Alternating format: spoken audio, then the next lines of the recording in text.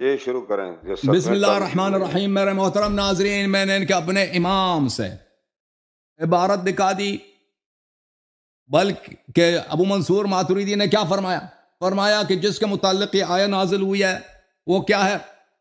وہ یا تو مشرک ہے یا تو منافق ہے، کیونکہ کوئی مسلمان رسول اللہ صلی اللہ علیہ وسلم پہ تقدم حاصل نہیں کر سکتا، ان کے سامنے آواز بلند نہیں کر سکتا، بے ادبی نہیں کر سکتا. ٹھیک ہے نا؟ میں نے دکھا دیا بھائی.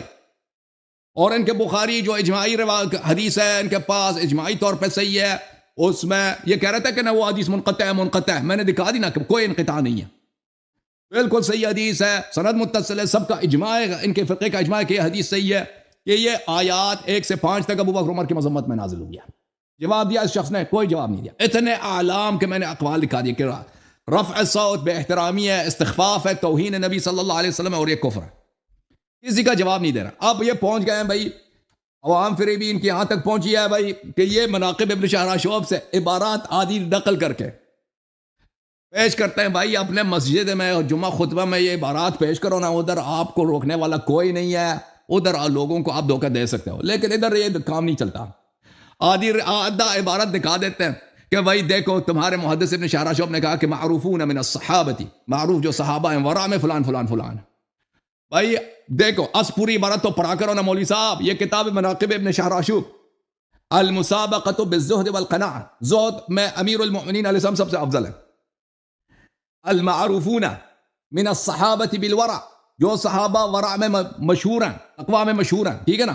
پھر انہوں نے روایات پڑھی ہے تقوی کی فضیلت میں. ان روایات میں یہ نہیں تھا کہ ابو بکر میں تقوی ہے، ان میں تقوی کی فضیلت انہوں نے بیان کی ہے. حدیث ہم مانتے ہیں ان سب حدیث. جو صحابہ مشہور ہیں تقوی میں کون ہے؟ علی علیہ السلام ہے، ابو بکر ہے، عمر ہے، ابن مسعود ہے، ابو ذر ہے، سلمان فلان فلان ہے. ٹھیک ہے نا؟ یہ لوگ ہیں. اچھا اس کے بعد پڑھو ومعلوم ان ابا بکر توفی وعلیہ لبیت المال المسلمین نیف 1040 درہم. کہتا ہے یہ گرچہ یہ تقوی میں تو مشہور ہے مسلمانوں میں، ہم بھی کہتے ہیں ابو بکر مشہور ہے دوسری دنیا میں بہت سارے چیزیں مشہور ہے جو جھوٹ ہے بھائی. کہتا ہے یہ مشہور تو ہے، لیکن جب اس کی وفات ہوئی ہے تو اس نے بیت المال سے 40,000 سے زیادہ یہ چوری کر کے لے گیا تھا. وہ تو بھی پڑھو نا، آگے بھی پڑھو. ومات عمر وعلیہ نیف 30,000 درہم، اور عمر کی وفات ہو گئی ہے تو اس نے 80,000 سے زیادہ بیت المال سے اٹھا کے لے کے گئے تھے جی چوری. وعثمان مات وعلیہ ما لا یحصى کثرۃ، اور عثمان جو مشہور ہے ورع تقوی میں، اس کی وفات ہوئی ہے تو اس نے بیت المال سے کتنا اٹھایا تھا مال اللہ جانتا ہے، اتنا زیادہ کو بے حساب بے عدد اس نے بیت المال میں خیانت کیا. ٹھیک ہے نا؟ تو بھائی یہ ان کی ورع کو ثابت نہیں کر رہا، کہہ رہا مشہور ہیں لیکن میں ورع کچھ بھی نہیں تھا. پوری عبارت تو پڑھو. وعلی علیہ السلام مات وما ترک الا 700 درہم فضلا عن عطاء عادها للخادم. امیر المومنین صاحب کی جب وفات ہوئی ہے ان کی پوری زندگی میں صرف 700 درہم تھے، انہوں نے وہ جمع کیا تھا کہ اس سے کوئی خادم وہ خرید کے آزاد کرنا اللہ کے راستے میں. ٹھیک ہے نا؟ تو بات یہ اور یہ ورع کی، وہ بتا رہے ہیں کہ ان کے میں ورع نہیں ہے.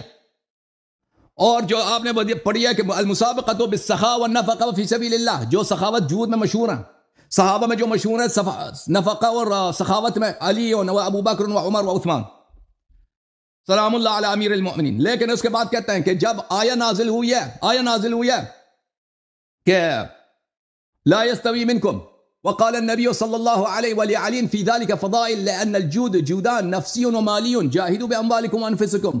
پھر اس میں بات کرتے ہیں کہ ان کی جود نہیں، وہ مشہور شہرت کو مانتے ہیں، ہم بھی شہرت کو مانتے ہیں بھائی. ابو بکر علم میں مشہور ہے، ابو بکر مثلا تقوی میں مشہور ہے، لیکن یہ شہرت باطل ہے. وہ بھی مانتے، وہ اسی بات کو کہہ رہے ہیں کہ مشہور ہیں لیکن ہم نہیں مانتے اس بات کو، استدلال کر رہے ہیں. ٹھیک ہے نا؟ تو آپ بالکل آپ جو ہے فیل ہو گئے علامہ صاحب. استدلال آپ کے پاس کچھ بھی نہیں ہے، دلیل کچھ بھی نہیں ہے، پھنس گئے. آپ نے بلا وجہ مناظرہ یہاں پہ آ کر آپ نے اپنے پوری مذہب کی جو ہے بے عزتی کروا دی.